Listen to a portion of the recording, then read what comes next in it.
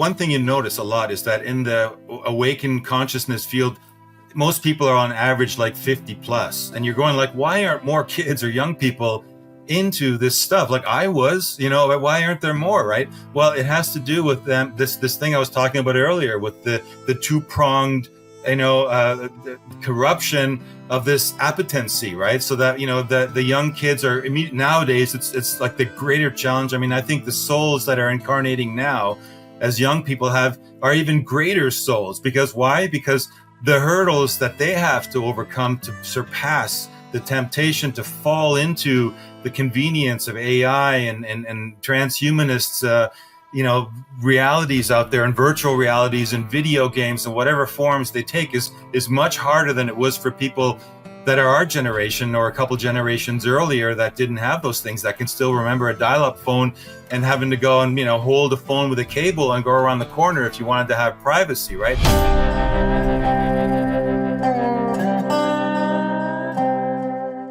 Hey, Inspire Tribe, my fellow freedom lovers. It's John Nolan here, and look who's with me finally again, my dear friend, co-host of the Naked Truth Show, Frank Jacob. How's it going, brother? How you doing, brother? It's been a while. I'm really happy to see you, and glad to see that you're up and healthy and happy, and that you've got apparently a new abode. That sounds very exciting. We shared a couple thoughts before the show about that. I was very happy to hear that.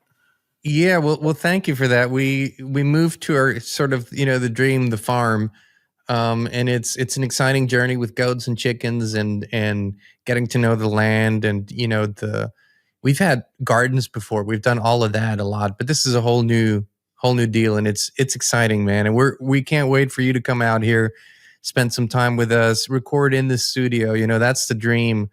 So yeah, we love it. How have you been, my friend? What's happening? Well, let's see, since we last spoke, a lot of water under the bridge. Let me think, was I in Arlington before, after, or we haven't done a show since I've been in Arlington, I don't think. I was at the Arlington Institute, as you know, and in September, the middle of September, I guess about a month ago. It was just after our last show. So yeah, I went there. It was the big memorial for the founder, John Peterson's passing. John left an interesting situation in Arlington, and I was very pleased to actually meet Greg Braden face to face for the first time. I mean, we've been kind of, we've been on that. We were on that quartet show, which hopefully there will be a quartet too. But these are all things that are kind of in the discussions right now. But it was great to see him in person, and same with Penny Kelly, and another great brother that I got to know. Is David Martin. We just who I'd seen. For me, he was kind of like a beacon of hope during that whole COVIDiot period. Where he was one of the people that really risked his really, I've learned, quite formidable reputation as considered to be a national treasure of the United States. Did you know that? But he was actually there, putting himself on the line and just, pulling the pants down on the narrative. So I got to meet him in person, and a lot of people came. It was really like hundreds of people. People just flipped out over my presentation, which I was very proud and happy about. Which was that idea of the beautiful trap, which is a play on words of some authors and interesting ideas that we all know. But it had to do with the idea of the coming world of transhumanism and the AI, the encroachment of AI into our daily realities on an exponential scale, which a lot of people really still aren't registering. And I decided to make a presentation that kind of covers the whole gamut of it and explains, which I looked at as three different possibilities of what's going to happen to us in the future. One being the first of all, the idea of people living in a dream world, that are just connecting to the net. And then the second version is kind of like what these test realists want, a complete migration into the silicon reality. And then what I think is the most realistic timeline for the future, and that is the symbiosis, the integration of what is there from the tech world that we can salvage in an organic, intelligent world. Because ultimately, I don't think you can, at some point, no matter how many simulated sunsets you've seen in the virtual reality, I think you're going to long for the real thing. So the real thing, I think, is always going to be a part of the future. So that was, a big part of the last month. And when I got back, I hit the ground running. Actually, I didn't, because I had a back issue. I think I had a herniated disc, as it turns out. So I was wondering, where's that pain coming from? I haven't slept for weeks, and it's been really tough. But I learned to talk with pain. That was a big topic for me in that time.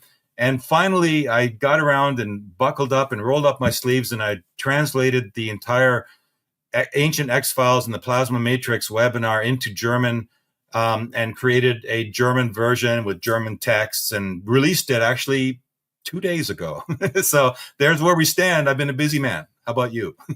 No, I love the last part specifically, because many people still don't know you got the new webinar out, and I think you are setting the stage for the conversation of the next couple decades, like where the conversations will be going, will be consciousness and plasma.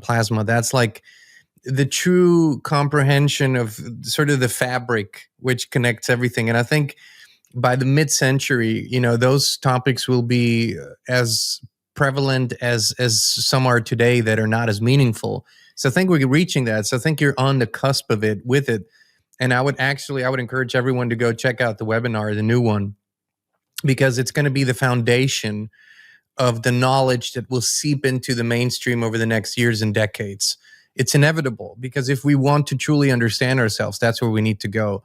So I just want to applaud you for that, sort of monumental piece of work that is, in it's the equivalent of having written this 1,000 page book, that's like, yeah, it's true. It actually is kind of a doctoral work, like all of the last couple of webinars have sort of turned into that.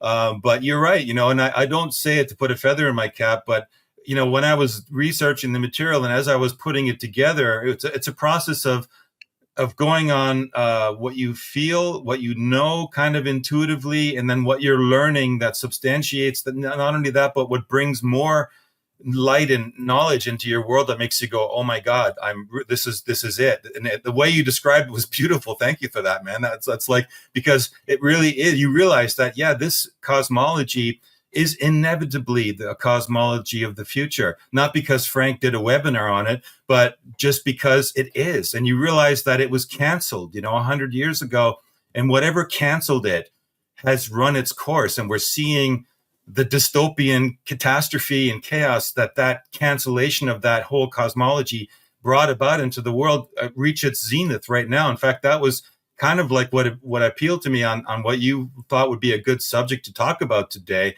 which has to do with meaning, because this vector we've been on from that day forward, from roughly you could say about 100 years ago, is when this cosmology was stamped out, and this other idea was brought in that has led to where we are right now, which is ultimately the last step toward some are wanting to take voluntarily into a complete virtual, like computer like simulation, totally different than simulation has been a big topic for you. I've seen peripherally.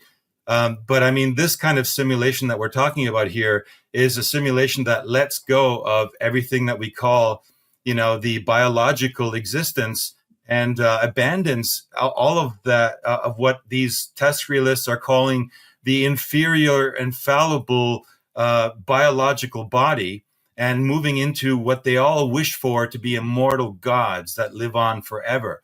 And it's making everyone miserable, man. Yeah, that's exactly the key point. And this is why I wanted to talk about this. So my observation, and to a certain degree, my own experience, of course, is we've seen this. We know this was coming, but living through it is a whole different story. Specifically, the last 5 years were a dismantling of our reality, a dismantling of norms, standards, things that people didn't even think about because they were so self-evident as truth, but they weren't. So now we're in this weird stage where everything is so fluid. Nobody knows, every aspect of our reality is being dissected by someone. And to a certain degree, that is a psychological operation. You're supposed to get people into a state of such insecurity and questioning and doubt that they will look for something that will then replace the paradigm. And my intention for this conversation with you is to to acknowledge that a lot of the things, most of the things that we were taught were false. But that doesn't mean that there isn't anything real and that there isn't anything true and that there isn't more than hope. And it's like this time calls us to look for this truth and unpack it and make it shiningly beautiful, visible, right? So what is that for you? And what was your personal experience over these last 5 years? How did you land here? I've really, gone kind of a very interesting direction with the path that I'm on. Starting, if you want to go back 5 years, if I look back at what I was into and what I was talking about, and where I've landed now, and I guess a lot of what I'm looking for in my world, in my life now, has to do with source information, I think. And because where I was 5 years ago willing to ignore that and just see, what's out there, what's the zeitgeist, what's everyone into, and let's explore that. That journey made me see that many people are out there in that space, and they're not very grounded. They're not very connected to some of these things that I think are innate in our existence as human beings. I think, and just if I were to reflect on just the last few days, I saw that you had done a video on simulation, and you were talking about how even emotions and feelings are simulated or feel simulated to a degree. And that's a very profound thing to say, because in a sense, that's really not true. But why is that so, right? And you have to ask yourself, well, where then, if things truly feel synthetic, where did they really come from? Where did those things come from? And you have to go back far enough to the point where you realize that the first pulse of life itself, of humans that are here living in this experiment, in this domed, whatever you want to call it, the first things were very simple, like warmth. Warmth meant safety. Touch meant belonging. Connection to others meant survival. And these weren't learned sensations. These were the innate sensations that arose from living on the body of the earth, connected to a living planetary being, let's say, that you came out of, who gave you that life in the beginning. With, let's face it, without that earth below our feet, we wouldn't exist. So those were the kind of primal, essential things that forged originally those feelings of emotions and of empathy and the real feelings. And since then, all the time that has transpired between those original experiences and now, the idea of simulation only came about because we got led astray by appetence. A new word I've learned, by the way. Very cool word, by the gnarly old Turton, John Lash. He was talking about appetency, right? Yeah, and he's got some cool terms like that, where you hear it for the first time, you go, did he coin that or just find it? Right. No, I looked it up. It's really a word, and it really, if you go to the original root of it, the Latin root, it means to seek after. And we were given that, not only were we given the bodies, but we were given intelligence, or divine intelligence, and we were given this appetence. And the appetence means that that's the drive that we need to inspire us to go, the impulse to experience something. And but that's been targeted. It's been targeted in two ways in our modern world. And this is something that I've been kind of working on a little bit in the background. And it's been the two ways that it's been corrupted, you could say, is the natural tendency for us to have desire, to want something. This natural affinity has been co-opted by the kind of consumer forces that replace what you think what you really need with things that you don't need, and they make you feel you need those things. And out of that arose the whole consumer mentality of the 20th and now the 21st century, where are longing after more and more useless material things. And so we've lost touch with the original meaning of that appetency. And the other pole of that, working against us, the corruption of that natural innate power of ours, are the religions, who make us feel like to want something, to have a desire, is a sinful thing. And so if you're caught up in one of those religions, like, it doesn't matter what it is, even in Buddhism, it's about denial, right? Denying the illusion and the Maya, right? And in the Abrahamic religions, I think it's all about transcendence is probably the word I would use, not denial. right, exactly. It's about transcendence. But the original Hindu tantrikas, they weren't about they didn't look at it that way at all. They thought that the path to liberation was through desire. Totally, contra position to these other religions that came along in the interim. So those two polarities has been messing up our minds. And so, to the point now, you add technology and the glitz and glamour of all the luxury that we have of making things easy, which is, prevalent now pretty much around the world. It never used to be so in the third world countries or the African countries or Middle Eastern countries. But now it's like everyone has an iPhone and everyone's on the internet, more or less. It's really spread. And we have these distortions of those original innate feelings. And so we've lost meaning. We've lost the meaning of what it is for this primal existence, the source meaning of it. And that's kind of what I've really experienced. And I think this is a painful thing. And why it really matters is that, it's like the source of pain is what is the source of pain in all this world, right? In this distraction. Well, I sort of narrowed it down to the source of pain is the pain of not being seen. And, and you could say it even goes deeper. You could say the root of all addiction is the addiction to the pain of not being seen. You know what I mean? It's an interesting observation, by, I can definitely see the connection. Any and all addictions are rooted in pain, either a pain of something that was suppressed or something that's still there. To the point that you just made about, and how I view, and this ties exactly into what you're saying, that I've now observed the simulation exploration movement for a while, and where it comes from, and most of it is mental. It's all mental, and it's trying to sort of find either the technology, the source of it, whatever, and not that any of that is inherently wrong, but I can't find the truth about anything if I haven't first found the truth about myself in anything. So that's what I go.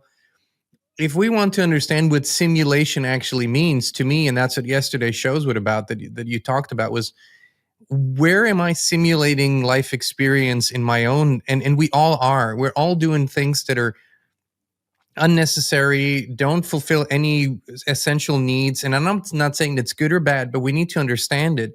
And what you have said so beautifully is we need to return more and more to the primal rhythms and aspects of life that we cannot deny while we're in this existent earth, soil, nature.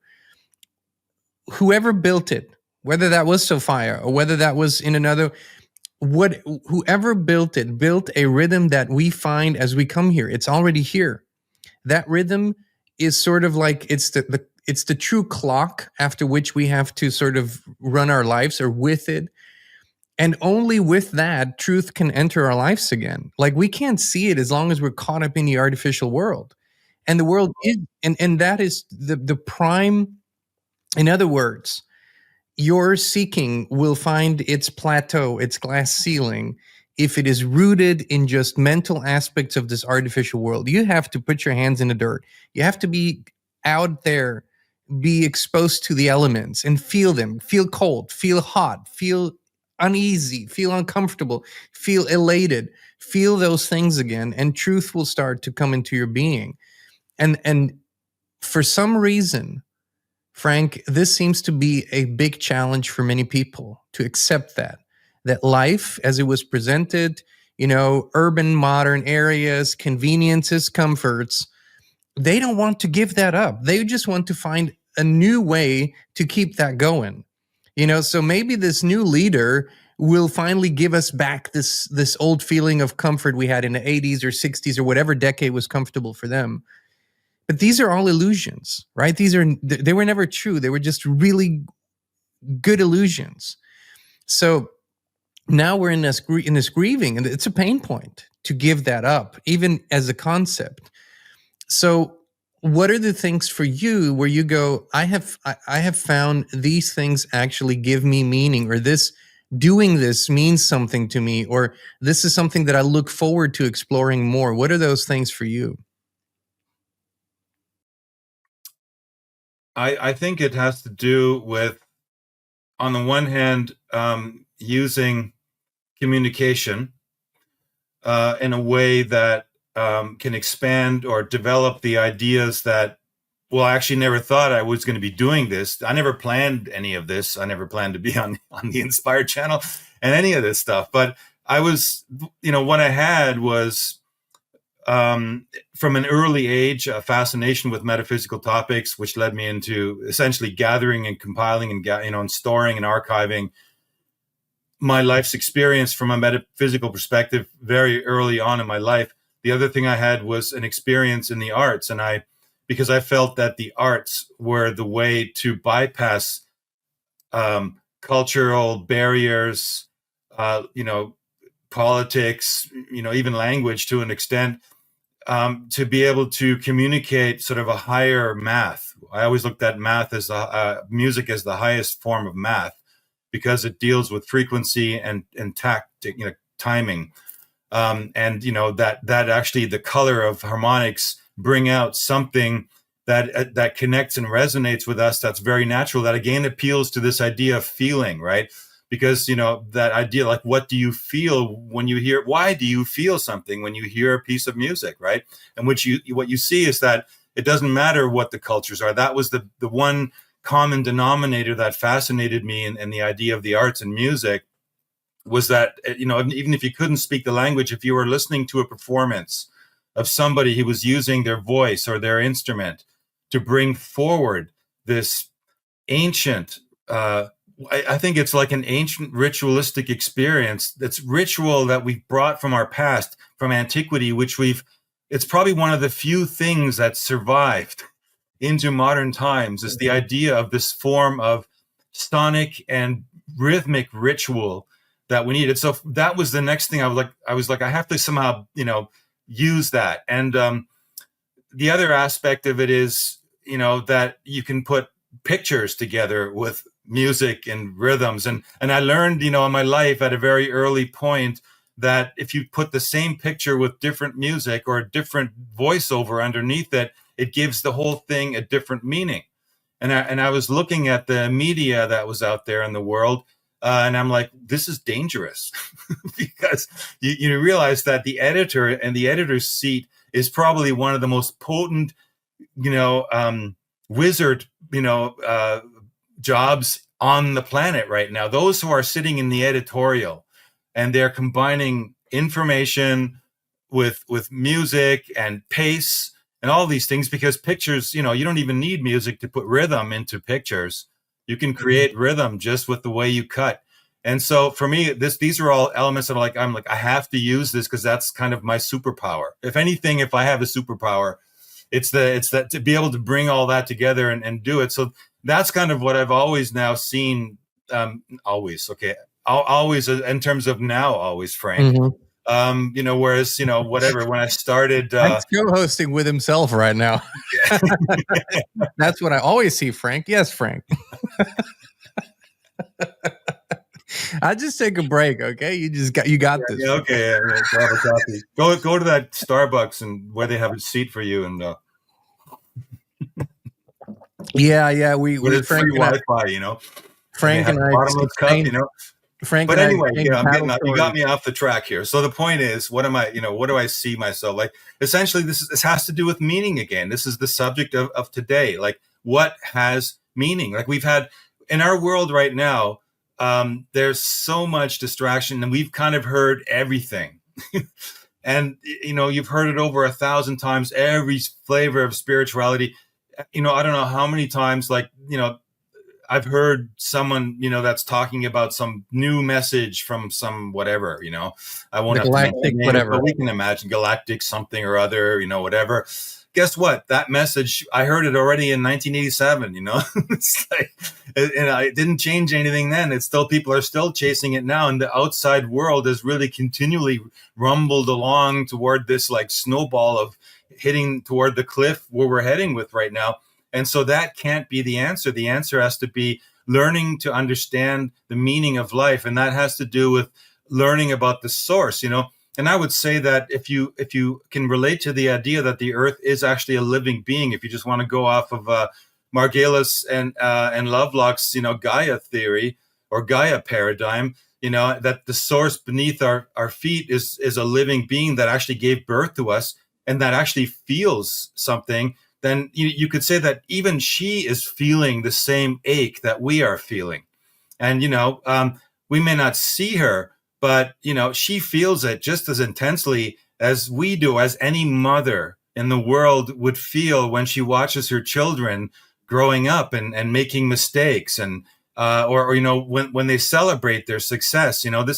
This is part of reconnecting with that source. And when you reconnect with that source, that's when you reconnect with who you actually are, that you are actually living within that source, that you've been given this magical gift of what we call life, a biological life in a human body with amazing senses, with 12 senses, so that you can feel, or 5 senses. Okay. But I'm going to be doing a workshop where I'm learning about the 12 senses next month.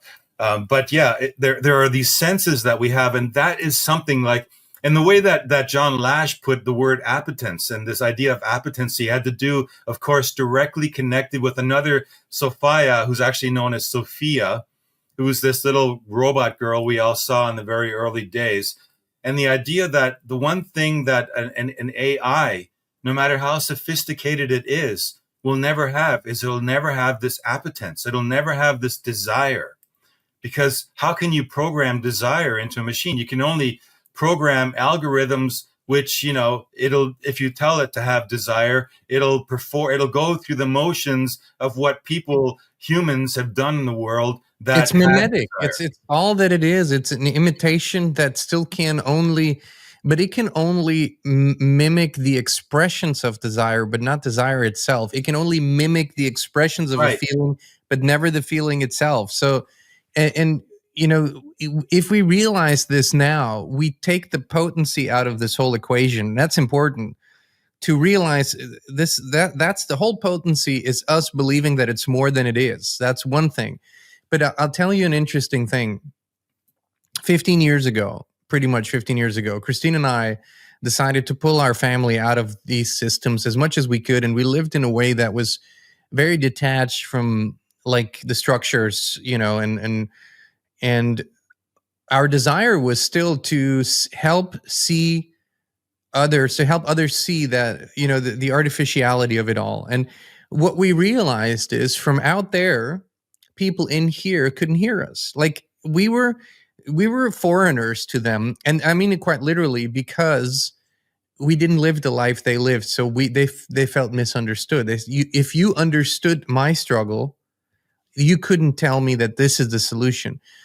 So we knew, and all the signs showed us, we had to get back into the center of society.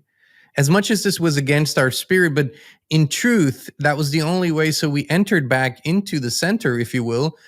And ironically, we're using these technological means, and I'm not trying to demonize these means. We're using them now, but just to say, this is a stage that helps us. It's not the beginning, and it's not the end of things. It's just a transitioning period where we're using these tools to help each other see.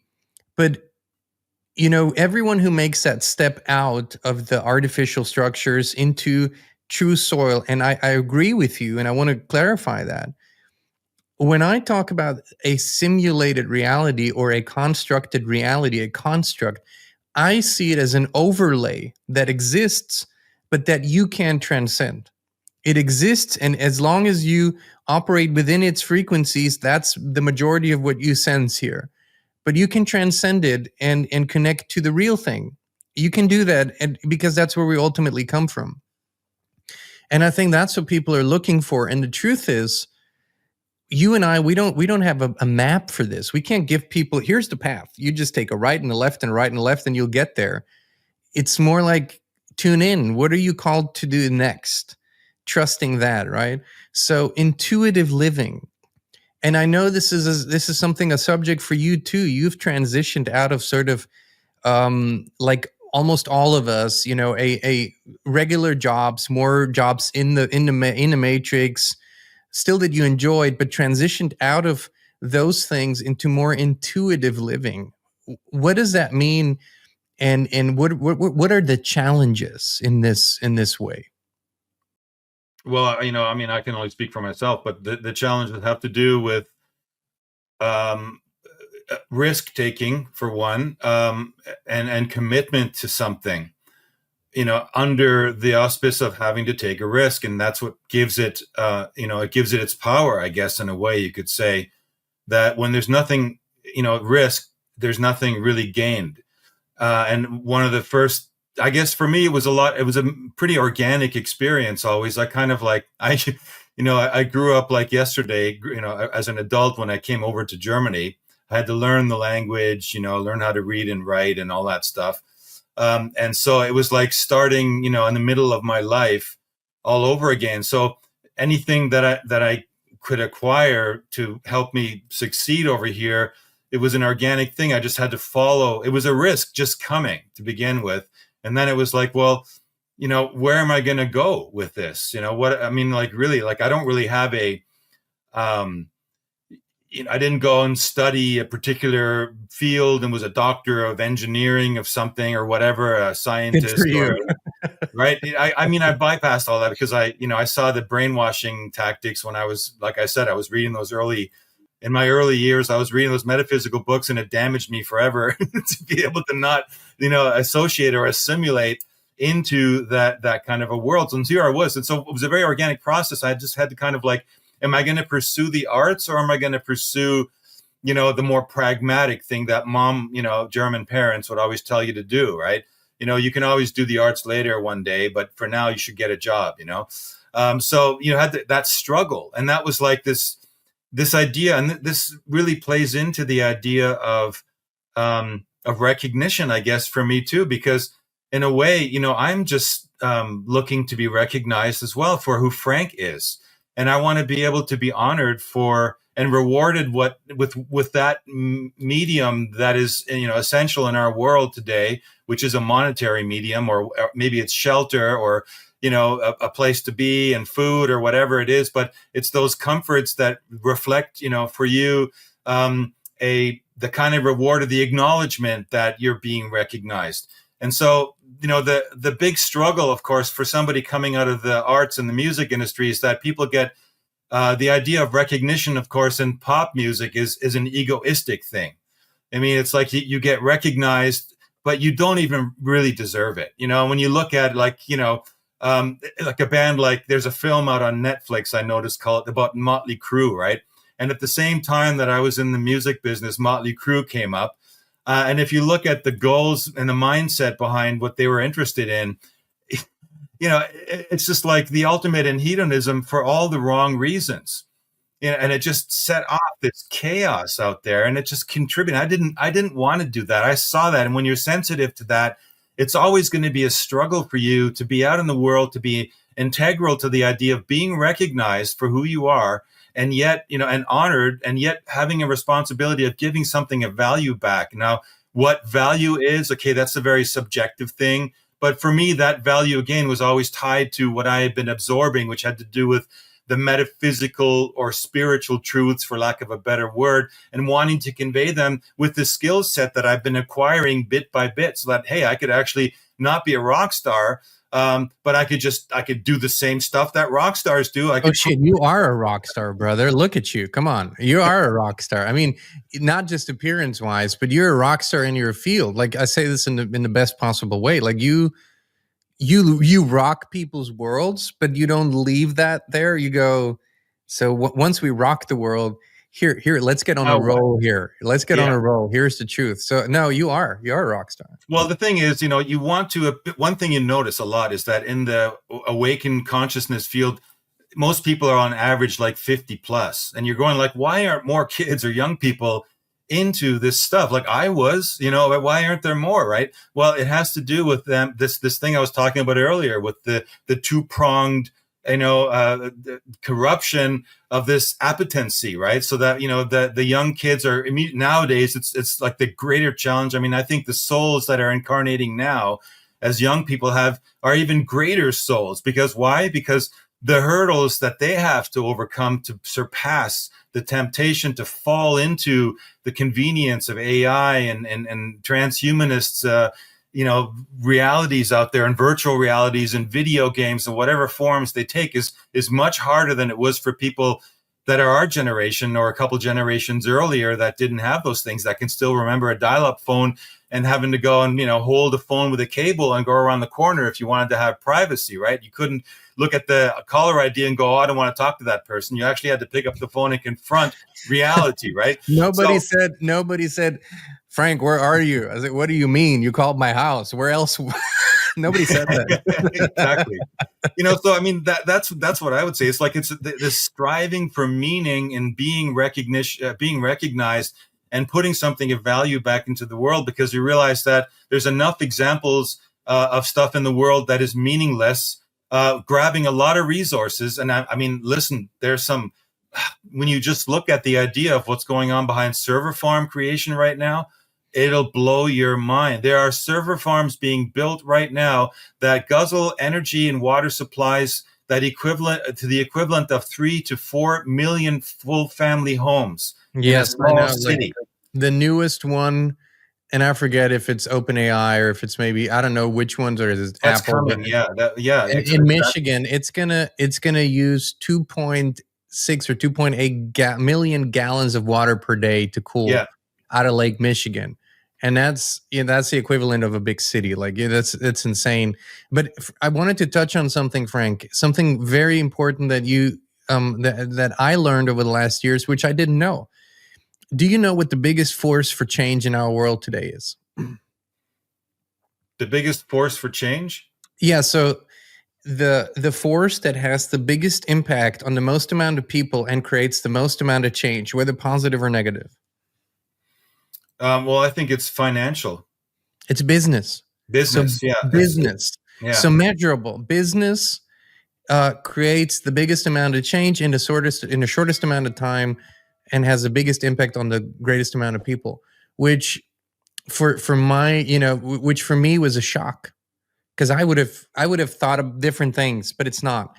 And the reason why this is important is because as we're in this transitioning period, there is this black and white thinking that we have to reject everything that we grew up with and sort of start completely anew. And that's not what we're saying by returning to nature. I look at this as the birth of the consciousness economy, because it's always going to be common and shared interests that are going to bind us together more than anything, like and shared needs. Like the most fundamental building block of a community are shared needs. So when you live in the same geographical area, you will have the same needs, of course, primal needs and then secondary needs.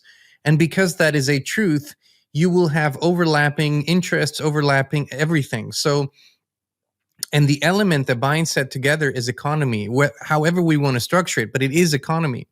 It's a means of exchanging things and exchanging value for value, sometimes directly, sometimes indirectly. And so the consciousness economy, and I really was impressed. I've never seen a company like this before, but they teach us so much about business as a spiritual path.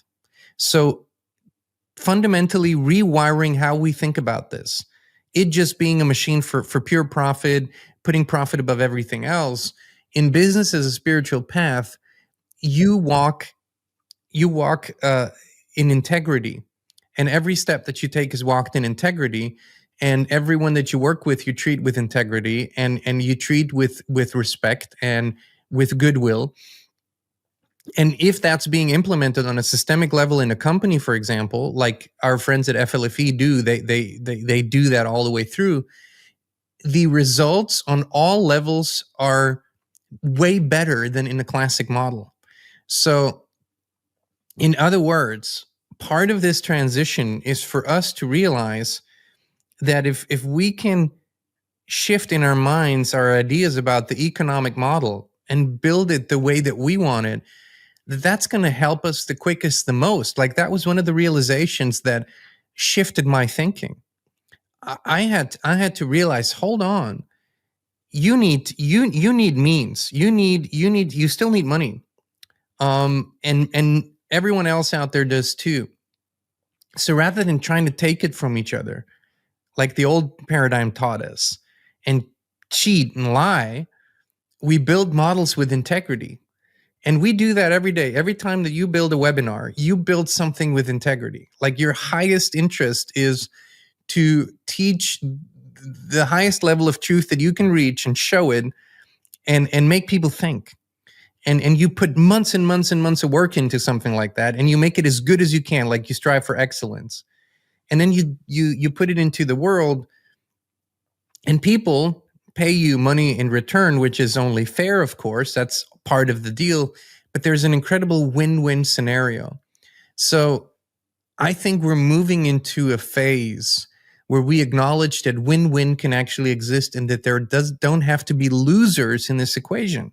It's a whole new way of implementing this that's unfolding right now. And I would love to invite our audience into this thought process, because on many levels and subconsciously, most people still believe for people to do well, others have to do badly. For people to have a wonderful life, somebody has to suffer. Like, that's what's been baked into our model. And that's not true.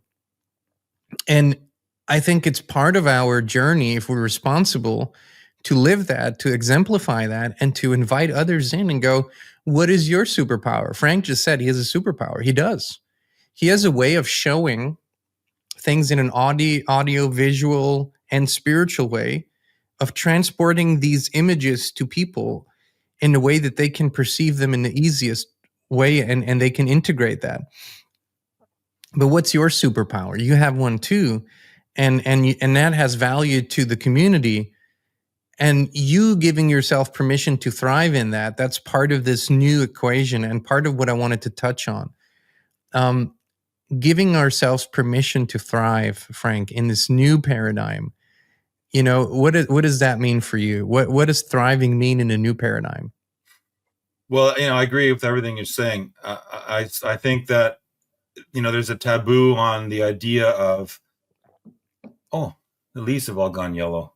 That was fast. Yesterday they were still green. I was thinking, I got to take a picture of that. No, I agree that I think the models of the economy that we're immersed in right now are diseased, and because they're built on that two-pronged guilt and blind consumption ideology that preys upon our appetency, to use that word again, which I love that word. Essentially, I'm gonna have to write an article about using that word. But what it comes down to, and I've been talking about in some of the presentations that I've given, especially like at Arlington, when they always want to know, what are some of the solutions. For me, I always saw that there's the solution for thriving, for organic, intelligent, natural, organic, biological human beings in the age of test realism, is to provide that world with something in exchange that they need for financial and other forms of remuneration. And if you set up these, what I'm calling arcs, I talked to some of the people in Arlington about what I call them arcs, and Greg said he's been talking about enclaves, and I think this is an idea that's budding out there right now. And I'm not the only one, but I like the idea of looking at it as kind of these arcs in a sense that they're places where people come together Of course, there's going to have to be an investment. There's going to have to be money involved in, for example, land purchases or resource purchase just to get enough surface to be able to build the infrastructure. And I believe there's a technology, there's something that I've been, working on. I haven't been able to present it yet because I'm still uncertain as to the viability of it. But if that is going to come true, and I have every reason to believe it will, that would provide something to that world that is of high value. And it would take whatever that world had shed from itself even better. And it would take that and assimilate that and turn it into gold in a way. And doing that would create kind of a basic survival platform for anybody who is involved in living in that enclave, to the point that people talk about universal basic income. But that's kind of a poisonous idea if it's applied in a communistic mindset. But if you have a kind of an infrastructure which supplies everyone living in those enclaves with all the needs, then what's left over is that natural tendency for us to explore our appetency and develop stuff, and create stuff and be artists and make things and artisans and share that with other, and then exchange that through some form of medium of exchange, which I think is always going to be needed.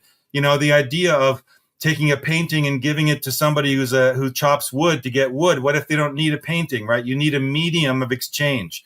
And that's all I it agree. is. I agree wholeheartedly. Yeah. It's all about coming up with that medium of exchange. And so for me, that new model, that future is going to be devising that, enclave, that arc, B, devising the medium of exchange between those who are living on it, and that hopefully can spread. Other enclaves and arcs going to pop up everywhere, and they could be trading and, and hanging out with each other in the organic world. And believe me, I'm not looking at a world where you're living in poverty. I think that this is a world that's super abundant, where we're going to have the kind of money and resources that we can build the best structures, the most incredible buildings that are insulated from, all the radiation that's out there, that are thought through from the very beginning with the kind of thought leaders and people that are on the cutting edge of health and technology and all these things. You would attract all those people into these enclaves, and we would really be building the beginnings of the golden age for that future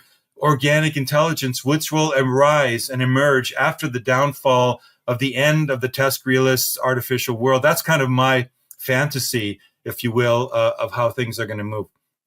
I like that a lot. And I think the only real poverty can and does exist in cities. I think in those urban areas, and I'm not even talking, even people with financial means are poor in the city. They're because they have none of the real stuff. And so, and everything that mimics that they need to pay for with a lot of money. So outside of the cities where people actually have land, poverty is just it's a psychological issue that can be solved fairly quickly, actually. And I noticed this once the thinking is corrected, people realize, oh, I was never poor to begin with. But I agree with these beautiful visions. And, one of the things that I always want to put out there is when people talk about these communities, and there have been many eco villages and models, one essential thing, and I always say that people need to keep in mind, none of these communities work when they're communes where people don't have a sense of, this is my space. You have to have a sense of your ownership space. Absolutely. And you see that in nature. There's a bird's nest. That nest belongs to that bird, and they defend it, man, with their lives. Exactly. And so we need to understand that this is never going to work as long as we do this communistic thing where you have to have your own space, and then there is shared spaces. Like that is the fundamental model. But when that is implemented, and I think we're going to see by the end of this decade, Frank, so that's how quickly I think we're going to see a model, a scalable model for others, where the fundamentals are worked out. They already exist, but they're not really repeatable yet. They have sort of their individual quirks, but we're going to see some models of these enclaves that are going to be like, okay, this we can pretty much do everywhere with some modifications. Okay, higher altitude needs a little more of this. But I do think the time has come for people to come together, start talking to each other, exchanging contact information, and getting together and working this out. We have to get out of just the talking about it into the doing of it, right? And many are there, but this is what these next years call. And we have a little bit of a pressure behind it, which can help. That the mainstream world is going full on authoritarian, and it's going to be there for a while. Not long, but it's going to be there for a while. It needs to figure this shit out by experiencing it, and I don't want to be anywhere near it. Yeah. I don't want to fucking go into 15-minute cities, and I no desire to do that. Yeah. So community, that kind of living is where it's at, and this gives meaning back, right? This gives us back meaning, a vision, something to build, something to enjoy, something to be creative at. I mean, this is what everything that you've talked about. So this is where I think in this transition, the meaning comes from is, we're not preparing for anything any longer. We're changing our lifestyles. We're transitioning over. And you and I talked about how the traditional agricultural models and farmers, they have a hard time transitioning. But everybody knew that sort of, comes into the field of farming or gardening or whatever. They're not interested in traditional models. They're looking in the real, or they're not looking into the current models, I should say. They're looking into the real traditions and how to really do it. So, Frank, we're gonna have to cut this a little short today, but let's do this really quick, maybe in a couple of weeks again. Where can people keep up with you? Where can they listen to more of your wisdom? Purchase the webinars. If you haven't yet, I would do all of them, and just stay in touch with you. Well, of course, the easiest way is knowing my name and just adding a .com at the end. If you want a shortcut and you just can't wait to do the webinar, which you should, I think you probably have it down there or something as well. And if and generally, I have a site called cyberhive.tv, and I publish articles and write and keep in touch with people that are building my own little community there. People that have taken the webinars. And the cool thing is you can start a discussion after you do the webinars, and many have, especially, even in the Germany, there are people that, because I'm touching subjects which deeply affect, my German brothers and sisters out there, because it has to do with, revising the fake narratives of the past century, and of which they are very much, and their fathers and grandfathers and mothers are very much a part of. And so there's a safe place to have discussions on that forum. But, it's really all about finding your way back to, I'm trying to show people how to find the way back to the source as well. And just like I'm on a quest, I'm putting out there what I'm learning about what I've discovered. And if it has any value, and I guess apparently it does for some people I'm getting really positive, great letters, especially this latest webinar is really amazing. But, don't look out there for answers, look, inside, like you don't find meaning. You recognize the source, and meaning arises in your participation. So this is what it's about. That's a great slogan, actually. Say that again, please. I would say you don't find meaning, you recognize source, and meaning arises through your participation in that discovery, and discovering the source of who you are and participating in that through an expression of learning who you are, what you are, and your superpower, like you put it earlier, John, like discover your superpower. And don't be shy, go out there and realize that, you're part of this big plasmic, Akashic substance that you arose out of. And, if it's true that you're living inside of the dream of a Sophia, an earth living being, I mean, how cool is that of an idea? And that the dream trickles through plasma. And I show that, by the way, in the webinar, how that actually works on a physics level. It's actually a real model that actually makes a lot of sense. And it makes a lot of sense on how you make your dreams actually materialize within that plasmic field. And this is what it's all about. This is why that plasma subject, I think, is going to be so important, because then when you realize then that this false world breaks apart, and will break apart, I think what you'll find is that, it doesn't erase or cancel your reality. It actually reveals reality for the very first time, maybe in your life. And whatever's left over is enough. You don't need all this other hoopla, dance and dressing and icing and whatever on top to make it sweet, because it really already is sweet. So yeah, I mean, I don't know how I got off on that. Maybe it's an end monologue. So like I said, check out, I do hope you check out the webinars and check out John's life too, which you probably already are. And there you have it. My 2 cents. Frank Jacob, thank you. And you reminded me of a quote that David Icke has, or something David Icke has been saying many times over the years. He says, when you look into the mirror and your hair is a mess, you don't comb the mirror, you comb your hair.